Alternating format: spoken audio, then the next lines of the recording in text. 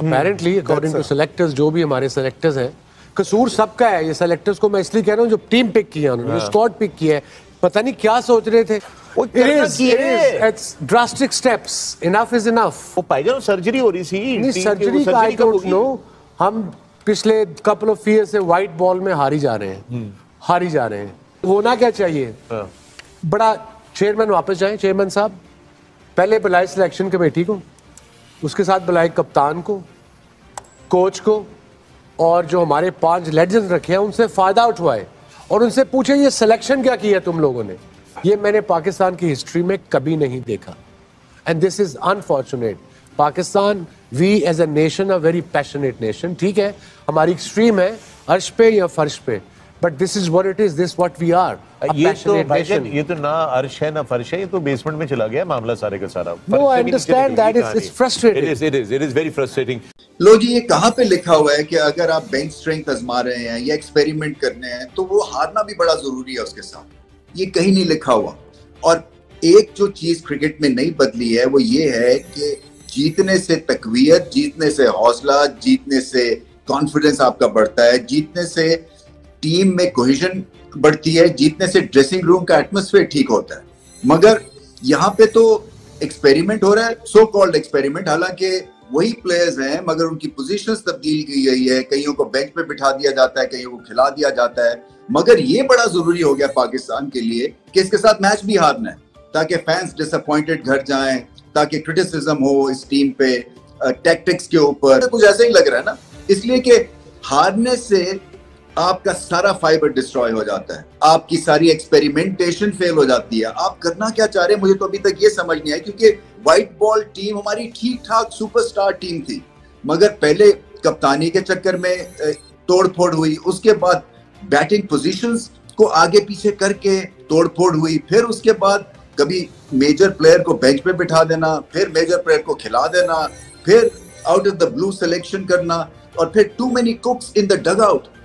बहुत ज्यादा लोग जो हैं वो एक्सपर्ट्स बनने की कोशिश कर रहे हैं। There is massive confusion, at least optically ये लगता है कि कंफ्यूजन है।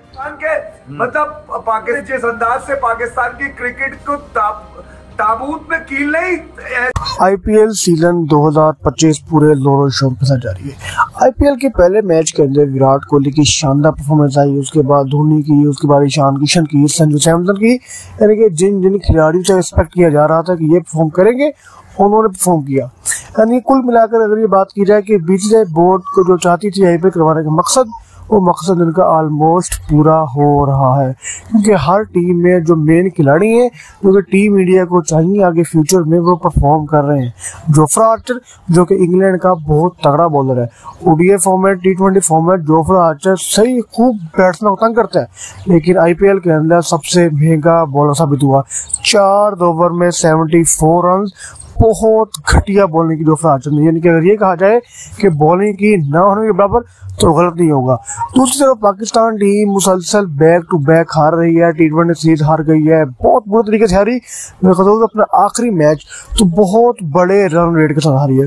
विक्रांत गुप्ता कहने कि आईपीएल की वजह से जो क्वालिटी क्रिकेट चाहिए थी इंडिया को वो तो मिल रही है, लेकिन इसी के साथ साथ पाकिस्तान टी20 फॉर्मेट, ओडीआई फॉर्मेट में बहुत नीचे चला गया है, क्योंकि ओडीआई फॉर्मेट में पाकिस्तान टीम पहले ही खराब थी, लेकिन टी20 फॉर्मेट के अंदर भी दोबारा खराब हो गई है, क्योंकि दोबारा टी20 में ग्रुपिंग शुरू हो गई है जब से शाहीन अफरीदी शादाब खान को टीम में डाला है। शाहीन अफरीदी, शादाब खान, हारिस रऊफ की परफॉर्मेंस 0/0 और पॉलिटिक्स 100/100। ये 3 खिलाड़ी हैं जो मन मर्जी के 5 ओवर कर रहे, लेकिन 5 ओवर करने के बावजूद कोई भी रिजल्ट नहीं मिलता। विक्रांत गुप्ता कहना है हालांकि नसीम शाह के अलावा शाहीन अफरीदी को, हारिस रऊफ को, शादाब खान को काफी अरसा हो गया टीम में खेलते हुए, इतने अरसे के बाद तो बॉलर्स को पता होता है कि मैंने बॉल कैसे करवानी है और किस तरह मैंने न्यूजीलैंड के प्लेयर से, न्यूजीलैंड के बैट्समैन से मैंने बचना है। इसी के साथ साथ न्यूजीलैंड के बैट्समैन इतने तगड़े तो नहीं थे, क्योंकि सारी नॉर्मल टीम थी, बड़े प्लेयर गए आईपीएल खेलने, लेकिन शाहीन अफरीदी की अपेरेंटली अकॉर्डिंग टू सेलेक्टर्स, जो भी हमारे सेलेक्टर्स हैं, कसूर सबका है। ये सेलेक्टर्स को मैं इसलिए कह रहा हूँ जो टीम पिक किया उन्होंने, स्क्वाड पिक किया है, पता नहीं क्या सोच रहे थे। It's drastic steps. Enough is enough. वो पाएगा ना, सर्जरी हो रही थी। सर्जरी का I don't know. हम पिछले couple of years से व्हाइट बॉल में हारी जा रहे हैं। होना क्या चाहिए? बड़ा चेयरमैन वापस जाएं, चेयरमैन साहब पहले बुलाए सिलेक्शन कमेटी को, उसके साथ बुलाए कप्तान को, कोच को, और जो हमारे 5 लेजेंड रखे हैं उनसे फायदा उठवाए और उनसे पूछे ये सिलेक्शन क्या किया तुम लोगों ने। ये मैंने पाकिस्तान की हिस्ट्री में कभी नहीं देखा, and this is unfortunate. Pakistan, we as a nation, a very passionate nation. ठीक है, हमारी एक्सट्रीम है अर्श पे या फर्श पे, but this is what it is, this what we are. ये तो ना अर्श है ना फर्श है, ये तो बेसमेंट में चला गया मामला सारे का सारा। No, I understand that, it's frustrating. It is very frustrating. लो जी, ये कहाँ पे लिखा हुआ है कि अगर आप बेंच स्ट्रेंथ आजमा रहे हैं या एक्सपेरिमेंट करने हैं तो वो हारना भी बड़ा जरूरी है उसके साथ। ये कहीं नहीं लिखा हुआ। और एक जो चीज क्रिकेट में नहीं बदली है वो ये है कि जीतने से तकवीयत, जीतने से हौसला, जीतने से कॉन्फिडेंस आपका बढ़ता है, जीतने से टीम में कोहेजन बढ़ती है, जीतने से ड्रेसिंग रूम का एटमॉस्फेयर ठीक होता है।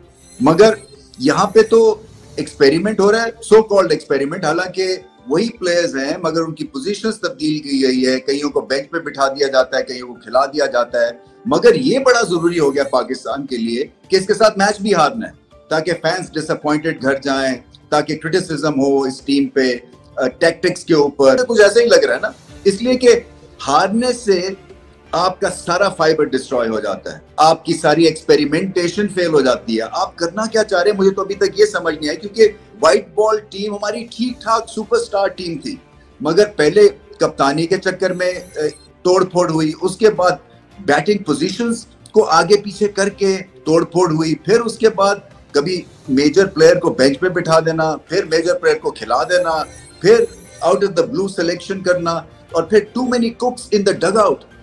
बहुत ज्यादा लोग जो हैं वो एक्सपर्ट्स बनने की कोशिश कर रहे हैं। There is massive confusion, at least optically ये लगता है कि कंफ्यूजन है। मतलब पाकिस्तान जिस अंदाज से पाकिस्तान की क्रिकेट को ताबूत में कील नहीं ऐसी जगह दफना दिया भाई, दोबारा निकलने की यूएसए को भुलवा दिया उन्होंने। यूएसए, एरन जोन्स भी, मुनान पटेल भी, सब भुलवा दिया उन्होंने। कहा हमें साल में थकी भी स्ट्राइक रेट हमारे बॉलर्स का, उसमें क्या बड़ा। चेयरमैन वापस जाएं, चेयरमैन साहब। पहले बुलाए सिलेक्शन कमेटी को, उसके साथ बुलाए कप्तान को, कोच को, और जो हमारे 5 लेजेंड रखे हैं उनसे फायदा उठवाए और उनसे पूछे ये सिलेक्शन क्या किया तुम लोगों ने। ये मैंने पाकिस्तान की हिस्ट्री में कभी नहीं देखा, and this is unfortunate. Pakistan, we as a nation, a very passionate nation. ठीक है, हमारी एक्सट्रीम है अर्श पे या फर्श पे, but this is what it is, this what we are. ये तो ना अर्श है ना फर्श है, ये तो बेसमेंट में चला गया मामला सारे का सारा। No, I understand that, it's frustrating. It is very frustrating. लो जी, ये कहाँ पे लिखा हुआ है कि अगर आप बेंच स्ट्रेंथ आजमा रहे हैं या एक्सपेरिमेंट करने हैं तो वो हारना भी बड़ा जरूरी है उसके साथ। ये कहीं नहीं लिखा हुआ। और एक जो चीज क्रिकेट में नहीं बदली है वो ये है कि जीतने से तकवीयत, जीतने से हौसला, जीतने से कॉन्फिडेंस आपका बढ़ता है, जीतने से टीम में कोहेजन